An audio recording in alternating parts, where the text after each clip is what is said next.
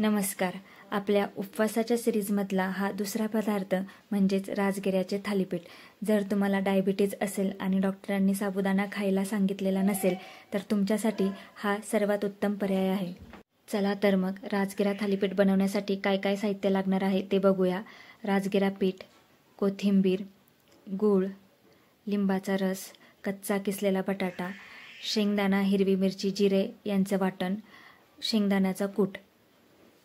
आता आपण या सर्व गोष्टी एका ताटामध्ये एकत्रित करून याचं छानपैकी कणिक मळून घेऊया. राजगिरा पीठ, कच्चा किसलेला बटाटा, शेंगदाणा, हिरवी मिरची आणि जिरे यांचं वाटण, नंतर भाजलेला शेंगदाणा यांचा कूट, थोडासा गूळ आणि चवीनुसार तुम्हाला किती आंबट गोड पाहिजे असं लिंबाचा रस. हे सगळं टाकून छानपैकी आपण त्याचं कणिक मळून घेऊया. एकदम मऊसूत कणिक मळायचं आहे जेणेकरून थापायला आपल्याला सोपं पडेल. हे सगळं साहित्य मिक्स केल्यानंतर त्यात थोडं पाणी घालून कणिक मळून घ्यायचं आहे. चवीनुसार मीठ घालायचं आहे.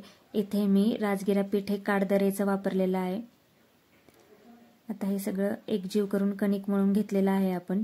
आता इथे मी पोळपटाला सुती कापड बांधून घेतला आहे व त्या सुती कापडावर पाणी शिंपडलं आहे जेणेकरून आपली कणिक थापताना पोळपटाला चिकटणार नाही. इथे मी कणकेचा बारीक गोळा घेऊन थापायला सुरुवात केली आहे. छान असं गोल थालीपीठ थापून झालेलं आहे. आता गॅसवर तवा ठेवूया व त्या तव्यावर तूप घालून थालीपीठ दोन्ही बाजूने भाजून घेऊया.